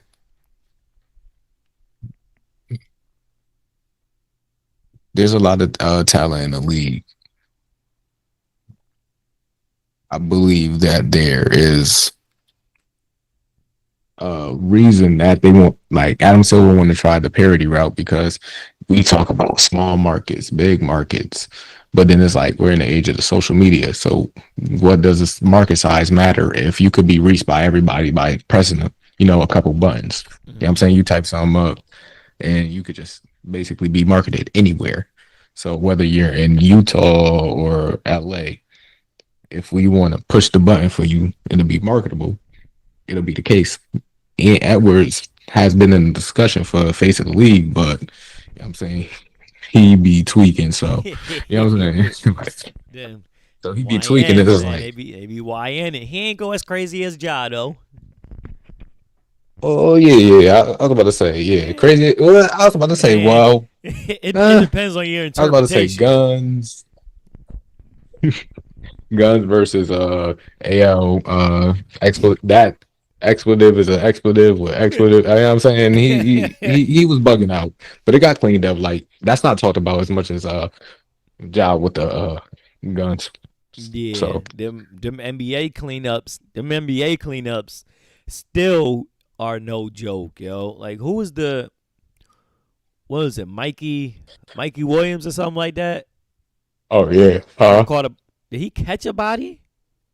uh he was accused of some things that he was eventually cleared on, but yeah, he was accused of some things. He was supposed to be one of those things that could potentially be of base for the league.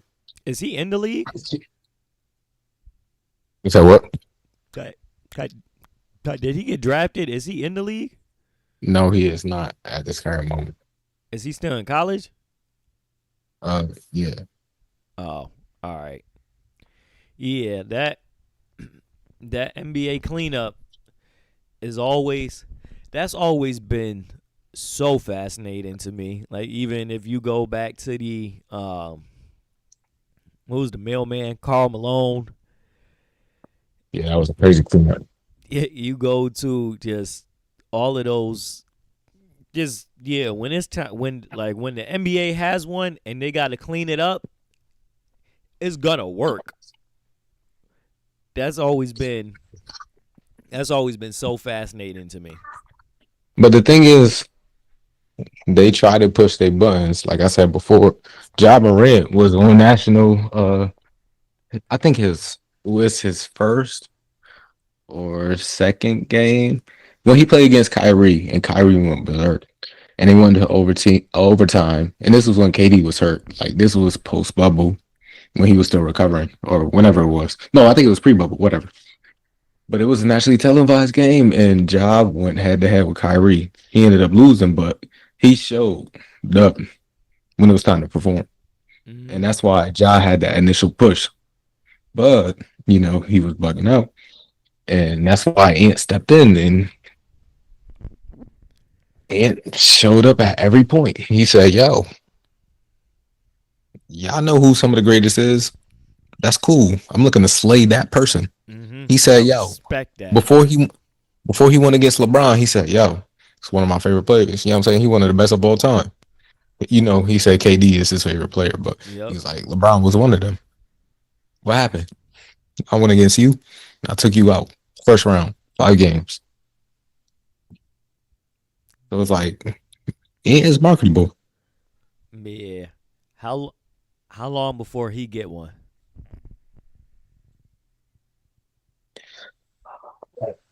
He could go his whole career without one. Damn. He could, but with that being said, it's like sometimes you gotta acknowledge the situation you in. If he goes his whole career without one, who does that liken him to? Nobody. Because he showed up in the playoffs and there's no question about talent. So that's me firing. Why now Antonio firing at James Harden because he ain't show up when he needed to. And Charles Barkley, he made it to the finals. The competition, yeah, it wasn't nothing crazy. And then he went against Mike. So Mike was Mike. Mm, I feel like just off the top, it would kind of like remind me of like a merger between Vince Carter and Melo. I'm like that early on when it was like, oh, Vince Carter gonna be our next Mike and everything, and then this nigga what? He retired during COVID. But the thing is, I don't think I should have said that COVID word. It's okay. Vince Carter played about 20, 21 years. Mm-hmm. And I was about to say he wasn't effective after, of course, a certain point. But Vince Carter wasn't. I think it was seen early enough he wasn't able to lead a team. So Mm-hmm. once he left Toronto, he went to New Jersey. He was the leader of that team. Oh well, I don't know if that's where he went directly after, but once Vince Carter left, like I said, he wasn't the number one for any team outside of Toronto. Yeah. And it's like you could tell certain people aren't the number one for a championship team, and I think that was evident. Like I think he had the talent and the skill set. Well, not the talent, maybe the skill set, but there's a lot of players that's talented that can't make it to that next step. That just can't Like pull it if off. I'm about to say like less like a fun exercise. Boom. You put AD on those Spurs teams. They don't have five. Or what? You saying you just put him there, or you put him there Like and swap instead him of Tim with Duncan. Tim Dunk? Instead of Tim Oh, Duncan. Swap them out. yeah, that's true. Is well, shit. We know the best ability is what availability, that nigga wouldn't have been there for half them seasons. But let's just keep him there and say that he was somehow had LeBron doctors and shit. Well, shit, but that goes back into the was no Shaq was the big fundamental, right? No, no, Shaq was the most dominant. I know. I'm talking about the name Mr. Shaq. Fundamental was Tim Duncan. Okay, yeah, so I'm thinking right. Yeah, that like niggas don't play like Tim Duncan no more. But I mean, if we throw him in that era, then yeah, he probably ain't gonna be shooting more threes than he is now. But yeah, I don't think that happens. Was Kevin Durant available to you? No, Was, Kevin was Durant Kevin just had Durant a available to you? huh? Was Kevin Durant available to you? No, but Kevin Durant is on that list that I named of the spacing of LeBron, Curry, and them of where even if your if your availability was slim, and also I mean shit, eventually we're gonna have to have a different Kevin Durant conversation if the only rings come from you joining the greatest team ever, and you remove that, then we might get the same thing that we talking about with Anthony Edwards. All right, if he don't go there, he might end up on some shit of his whole career without winning one. But we can only talk about what has happened, and he did Was it go. the greatest team ever if they didn't win? Huh? Was it the greatest team ever if they didn't win? I mean, they statistically the greatest team ever. Do I think that I they mean, were the greatest team ever? mm, No. And shit, this may be where. Oh, I'm glad my Celtics poster ain't showing right now because that shit might fall off the wall and break. You know what I'm gonna have to regrettably say of one of I put that Lakers team of Shaq and Kobe before I maybe say that the Warriors greatest team ever. If you in a slightly weaker league when they was doing that shit. Shaq and Kobe was there. You had some hitters still out there. yeah. Yeah, I think my Celtics poster just fell off the wall. I'm sorry. I had to be honest and truthful. It should fall. Fuck you. Brain should break too. So I don't know. I think that KD, especially since he's left the Warriors. Well, no, he had availability on the Suns. It was just that beginning net stint was like it was a little where does this go? And you know, before we wrap this up, let's end there. He ain't do it on the OKC because he was maybe on some Dame shit running from the grind. If the Nets stick together with the Harden and KD and Kyrie, do they stand a chance? Of course, when you have some of the most talented scorers, some of the most skilled players ever, and some of the people, you just put the ball out there, you get the system. Sometimes you don't even got to get the system in place.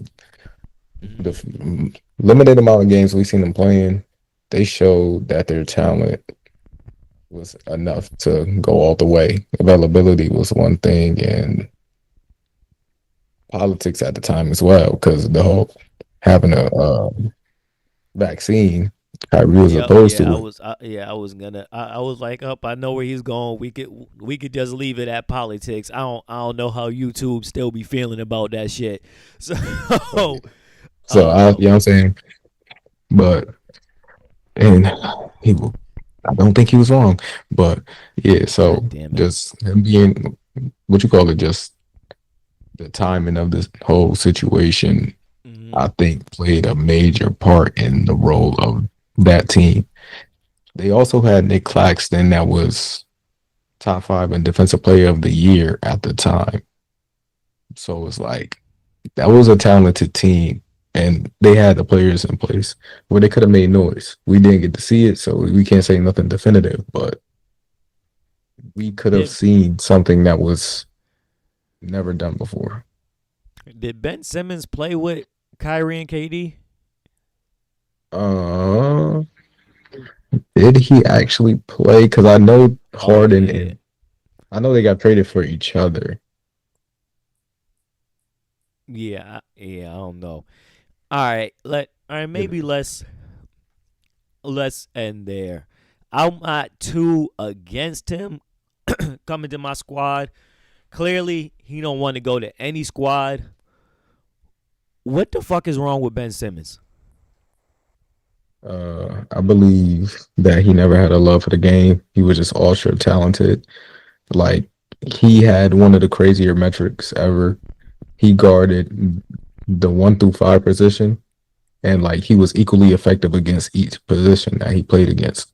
So whether he was guarding a 1, 2, 3, or 5, he was, like I said, equally effective guarding all of them. He If was you able to take handle the away the rock, money, create, and do the whole nine, except for shooting. if you take away the money, does this nigga play? Like does he does he show up again, or does these niggas getting all this money have something to do with niggas be like, yo, I got my initial bag. I can say fuck this. Yeah, I think we're seeing it in real time. He got his bag. He's on the last year of his contract, and he declined the opportunity to continue to play basketball. So without the money, I don't think he really is looking to play. He's like Andrew Bynum that had more talent. Yeah. Well, it's definitely gonna be an interesting season coming up. Um, it's gonna be a painful season for everybody when the Celtics go out there and win a ring without our star player, and everybody gonna be like, "Damn, how'd they do that?" Jaylen Brown gonna be standing up there talking about what they gonna say now, and y'all just gonna have to eat that as Lakers fans, but it's all good. Y'all not winning another ring, and it's fine. Y'all won't win for another amount of time. All right, so that was D'Antonio, and we will check in with him the next time. Thank you for coming on. All right, no problem, man. Appreciate you having me on. All right, let's see. We're going to close this thing out with what should we cover next? What should we cover next just in general, man? Like I said, if y'all got some ideas and topics that y'all want me to cover, some things you may want me to talk about at different points, man, drop it in the comments, drop it in the chat, and definitely get to it. You know, you can see there's a wide array of things that we will be talking about on this show. I think we had a pretty good show tonight, but I gotta end it off with the heart kind of what I do. You know, a lot of this show came in birth of my company, Stro Studios, and also in partnership with my brand, No Backup Plan. You know, I've always been, like I say, I come from music, and, you know, I started with making music and rapping. But for me, maybe just a lot of it comes from inspiration of my grandmother. I was always business minded in this.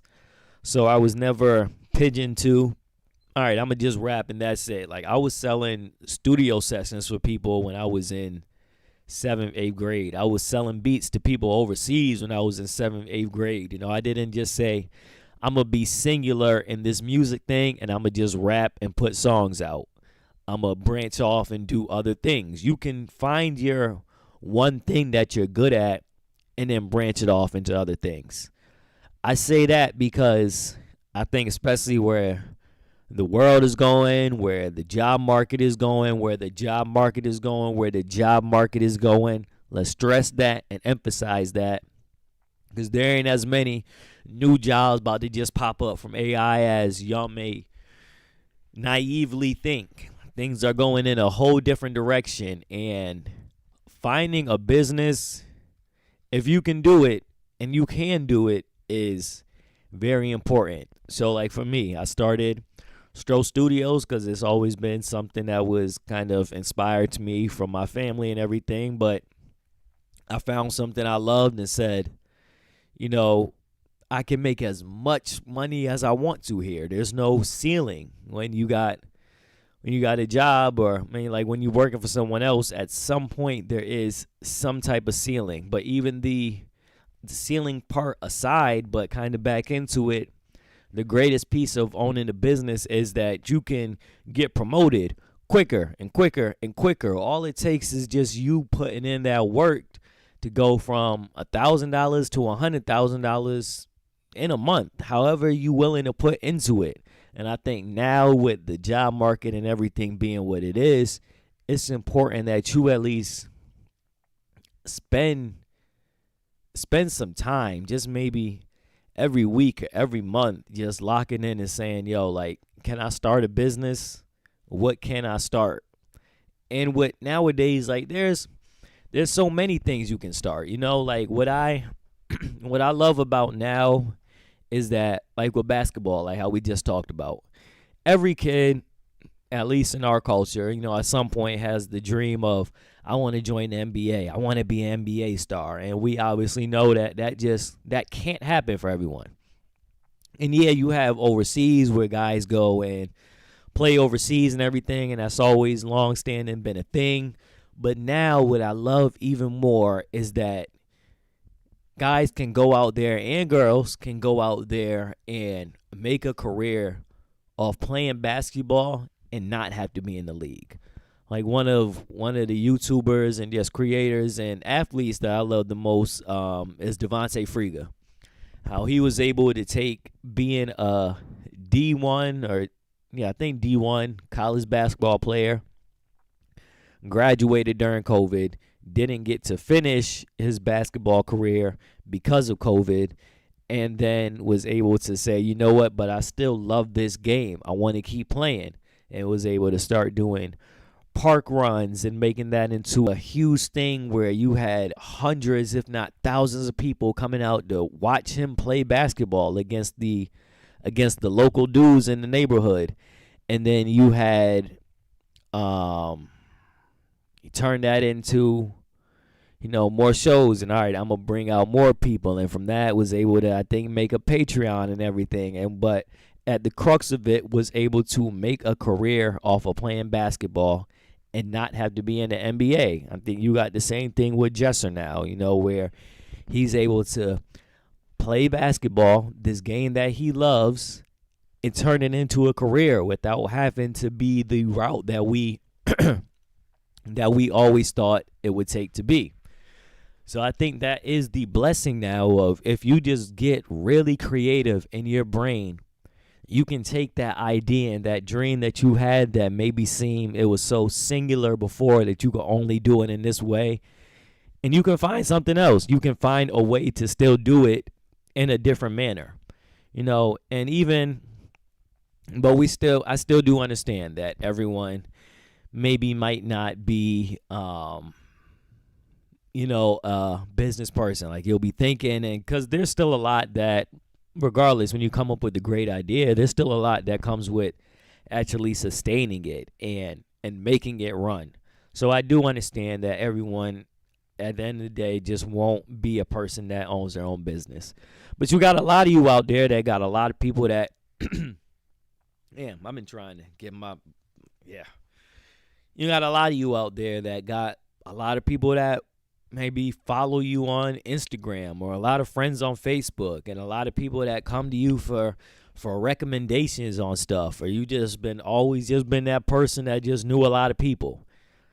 You can start your own business without having to start a business. Like the example of affiliate links, man. You might be someone that's just crazy with the shit that you buy on Amazon, and you are freely promoting that shit on your Facebook page without getting a single piece of nothing. Why you not posting affiliate links? Why you just little things like that can start to, even if we're excluding the factor of get you into a business later, little things like that are still bringing you that passive income that you need in this economy now. I still I still make money off of music. And even though it's not the most because of streaming, I take that money and I actually double it. And how I double it is I take that money and I put it in the stock market. And I just let it grow because it's money that you might not always need. And although everyone might not make a business, I'm going to say this. I'm going to say this, and I'm going to stress this, and I'm going to stress this, and I'm going to stress this. Specifically for our people, our black and brown people, stocks are mandatory. You have to do it.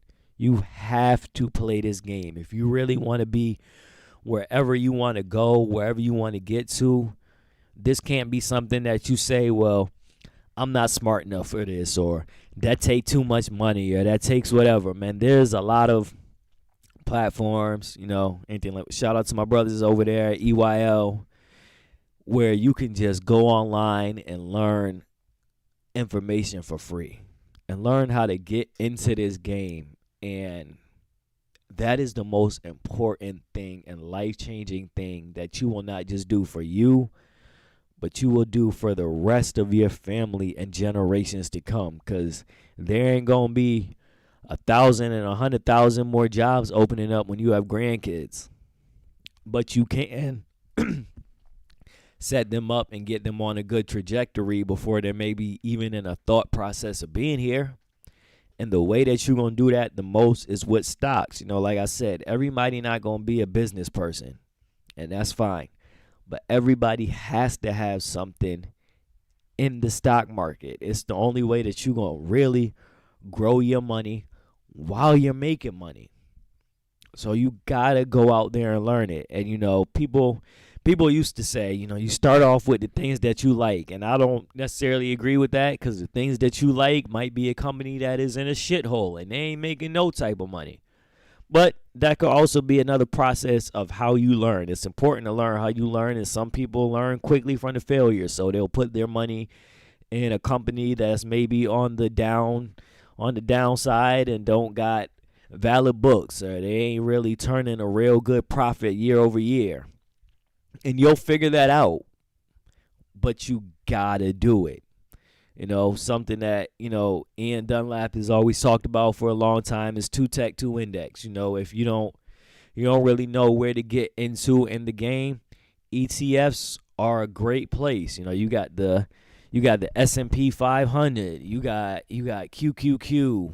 There's just so many avenues that you can say, you know what, I'm gonna put my money here as a safeguard, and I'm going to let it grow. And what happens is, once you put your money in the stock market and you see it moving up, it's addicting. You like, oh, shoot, this really works. Now you have the confidence of it working, and you're going to put more. You're going to find out how to cut those other expenses so you can put this money in the market and just keep things moving for you. But you need to do this. We need to do this. It is not an option no more. It's mandatory.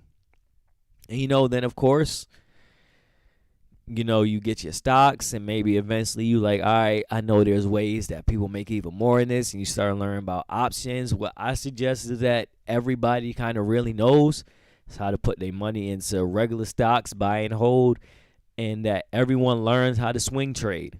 You don't got to be people think when they hear like trading, or they automatically think day trader, somebody that's just sitting at their computer all day looking at the stocks going up and down, and that takes a lot of work.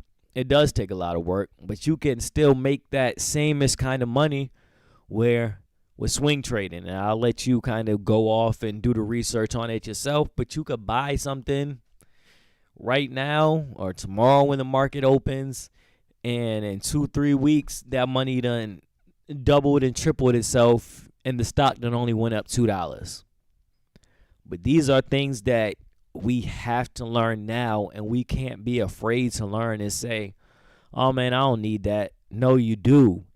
And when you realize that you needed it, you're going to be way further down the 8 ball and probably have even less to start with. So that is my real soapbox of the night of, hey man, we got to get we got to get this money in the market. It's not a question no more. It's mandatory. I appreciate everyone that came out tonight and watched and tuned in. Man, it was a great time with both of our guests. They really showed out. Monet, go check her out on Monet. Got something to say. Ain't nowhere that you could check out D'Antonio. I meant to poke some fun at him. That's gonna be my great fun point with him, because you can't find him on social media. But if you can, come and let me know, because I want to talk shit on his page. But thank you for everyone that watched. I'm William Strother II. This is the Stro Show Live, presented by Stro Studios and No Backup Plan. Don't forget, go to NoBackupPlan.Shop and get you a shirt. Just really support this channel, man. Support what we doing. Make sure that you like, comment, and share this video, man. Just drop something in the comments of just anything. Let me know you was here. Now, I appreciate everyone that tuned in, everybody that stopped by and gave their opinion and their voices on this show. And we going to keep growing, and we going to keep doing it. Y'all have a blessed week, a great night, and I'm going to see y'all.